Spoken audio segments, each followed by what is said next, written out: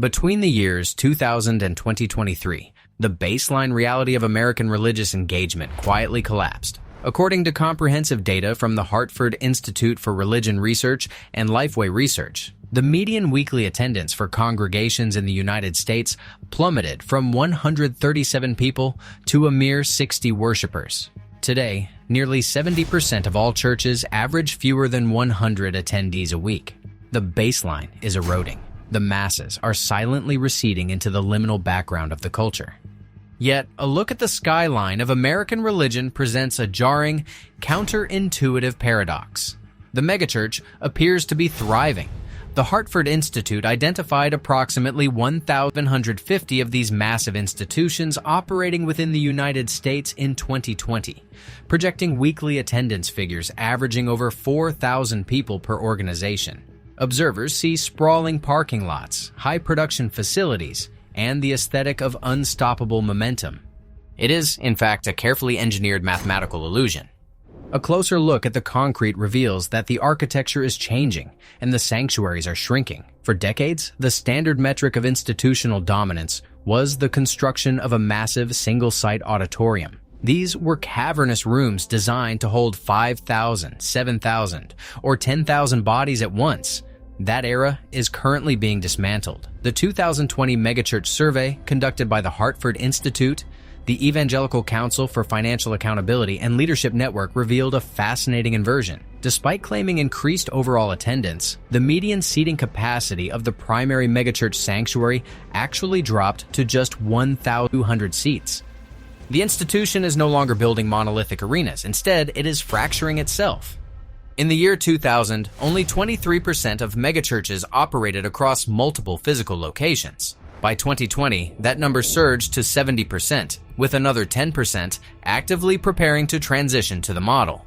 When surveyed, 45% of these organizations reported operating 4 or more distinct campuses, and dozens operate 10 or more. They have increased their number of weekly worship services from an average of 4 in the year 2000 to nearly 8 by 2020.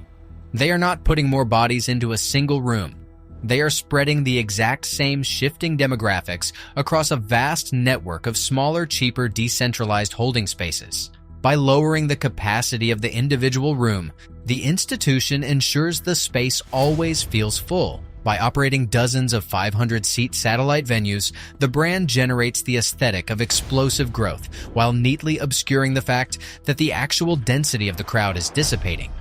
This shift from the massive auditorium to the decentralized satellite network was not an accident of architecture. It was an optimization of control. Sociologists analyzing this phenomenon apply the concept of McDonaldization, a framework developed by George Ritzer that defines modern corporate systems through 4 rigid pillars: efficiency, calculability, predictability, and control. When a megachurch reaches the limits of its physical geography, it hits a consumer wall. Sociological data from Warren Bird, a leading researcher at Leadership Network, indicates that institutional loyalty has a strict geographical limit of a 30-minute commute.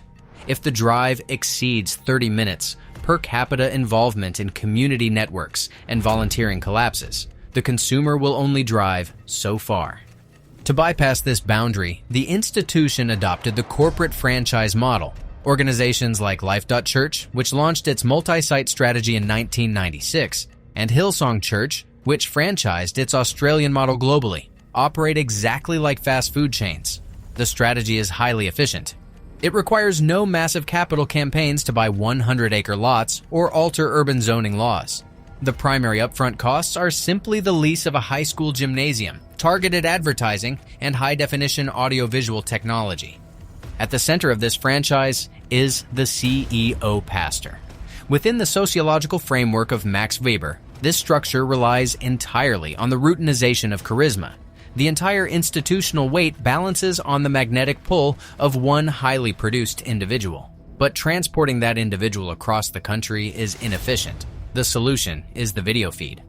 At these satellite campuses, the local congregation does not receive organic, localized teaching. They stare at a screen. As one academic dissertation on the subject noted, the typical structure deploys a full-time campus pastor who functions essentially as middle management. They manage the building, handle local volunteers, and ensure the corporate DNA is flawlessly reproduced. But the primary theological product is beamed in from the central hub. This model boasts an astounding 90% success rate in its first 5 years. But this success is derived from clinical predictable control. A 2023 Unstuck Church report found that out of all multi-site churches, organizations that enforced identical non-autonomous rules across all their campuses grew 2 times as fast as the rare networks that allowed local autonomy. Predictability scales. Autonomy does not. The institution realized that by centralizing the leadership and standardizing the emotional experience, they could perfectly replicate their revenue and attendance metrics across infinite zip codes, completely divorced from the actual lived context of the local neighborhood. The true engine of this expansion, however, reveals an even darker reality regarding the state of the culture. The brand is not expanding by converting the masses. It is expanding by cannibalizing its dying neighbors. Bill Wilson, director of the Center for Healthy Churches, refers to this phenomenon as the Walmart effect. When a highly funded megachurch opens a polished, high-tech satellite campus in a suburban neighborhood, it effectively puts the smaller, local congregations out of business. According to the Hartford Institute, 72% of megachurch attendees are simply transplants. People who left smaller, struggling local congregations to join the massive, frictionless machinery of the megachurch. The institution is not creating new demand. It is monopolizing the existing dwindling supply. This monopolization has evolved into a formalized strategy of corporate acquisition known as the church merger. The Unstuck Group and Leadership Network report that over 40% of all new multi-site campuses are obtained through mergers. Between 2016 and 2020, 16% of all megachurches executed a merger with another church. That is a massive leap from the 6% recorded just 5 years prior. These are not partnerships of equals. The data explicitly shows that the vast majority of these transactions occur between a massive, wealthy lead organization and a smaller, failing joining organization. The mechanics of this exchange are stark. A dying 89-year-old congregation with only 36 remaining members realizes it can no longer afford the maintenance on its 8-acre property and 800-seat auditorium. Facing total collapse, they take a vote. They legally transfer their millions of dollars in real estate assets to a 7-year-old megachurch. The megachurch absorbs the property, strips the local identity, instills a middle manager campus pastor, and rebrands the building as a new franchise satellite. The institution categorizes these takeovers using cold corporate vernacular, such as restarts, redevelopments, realignments, and revisions. The financial data underscores the corporate nature of these acquisitions. A merger involving a combined attendance of 1,000 to 2,000 people costs the lead organization an average of $635,000. This capital is deployed for debt retirement, legal fees, severance packages for the ousted local staff, and aggressive architectural remodeling to ensure the new building matches the brand aesthetic. This is the behavior of a dying retail chain executing hostile takeovers of regional competitors to project the illusion of dominance. As the cultural tide recedes, the largest predators in the ecosystem are simply eating the weakest to maintain their own metabolic rate. The reason institutions go to such extreme lengths, spending hundreds of thousands of dollars to acquire dying buildings and franchise a video feed across the Sun Belt, is because the core metric of institutional survival is in a state of freefall. The actual physical presence of the human being is evaporating. In the year 2000, the data presented a picture of immense loyalty. On any given Sunday, 90% of a megachurch's total participants were physically present in the building. It was a highly engaged, highly localized mass. By 2015, that frequency had slipped to 82%. By the year 2020, before a pandemic had even fundamentally altered the physical landscape of society, that number had plummeted to 68%. 68%. That is a 22-point evaporation of human engagement over 2 decades. The people who call themselves members of these massive institutions are simply not showing up. The math of the void illustrates the terror this strikes into the heart of a centralized corporate system. If a total database consists of 10,000 people, but their frequency of attendance drops from 90% to 68%, the physical rooms suddenly look empty. The volunteer base fractures.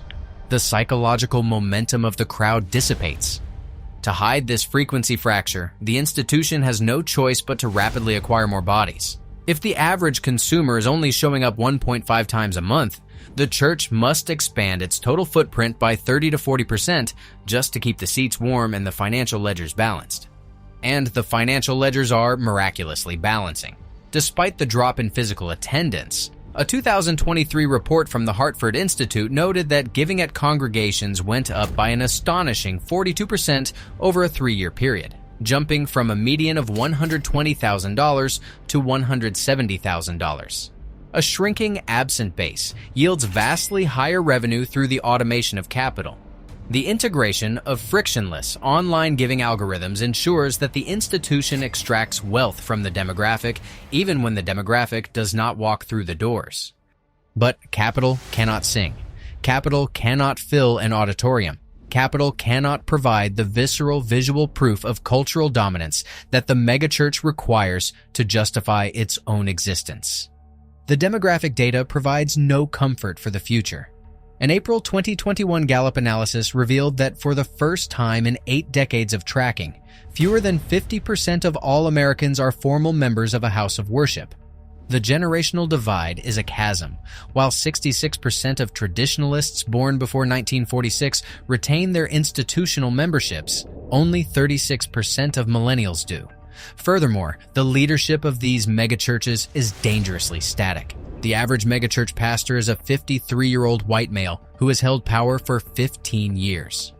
The institution is an aging monolith, extracting automated capital from a fading, infrequent crowd, while desperately opening new franchise locations to mask the silence echoing in its primary halls. The multi-site movement, heralded for 2 decades as the ultimate strategy for taking the community to the people, operates instead as a terminal pop-up shop.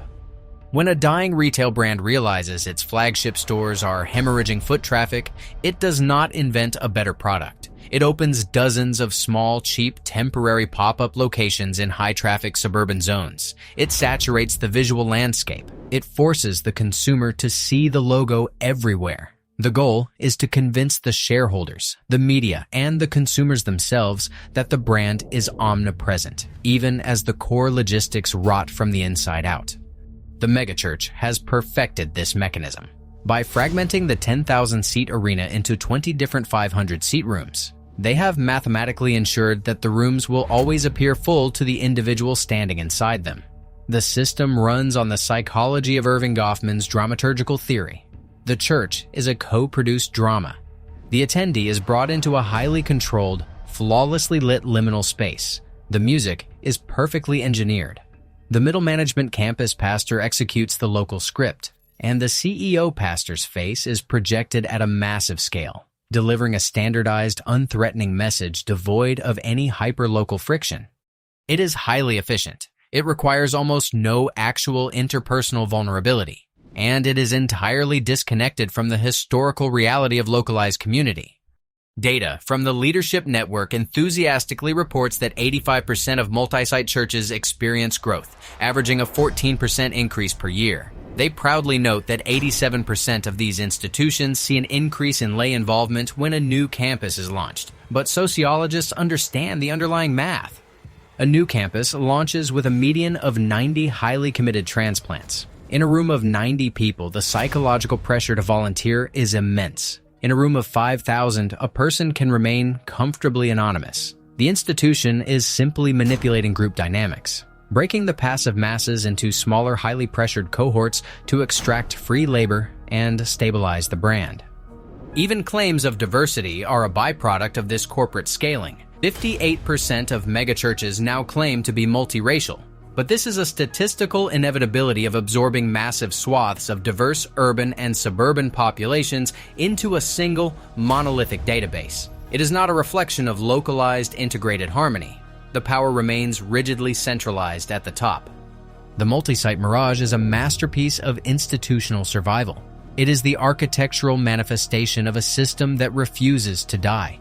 Shifting its shape, dissolving its massive walls and creeping into the rented gymnasiums and acquired real estate of the suburbs. It hides the fact that the people are leaving by constantly changing where the people are supposed to be. But as the frequency of attendance continues to drop and the demographic void widens, a terrifying reality approaches. A shrinking number can only be subdivided so many times before the math catches up with the illusion. When the automated giving begins to falter and the inherited assets from dead 80-year-old churches finally run dry, the corporate machinery will have nothing left to consume. On the high-definition screen, the faceless shifting masses rotate through the 500-seat rooms, showing up less and less each passing year. The institution has successfully masked its decline. But when the lights finally go down on the franchise, it remains to be seen who will be left in the room to turn off the projector.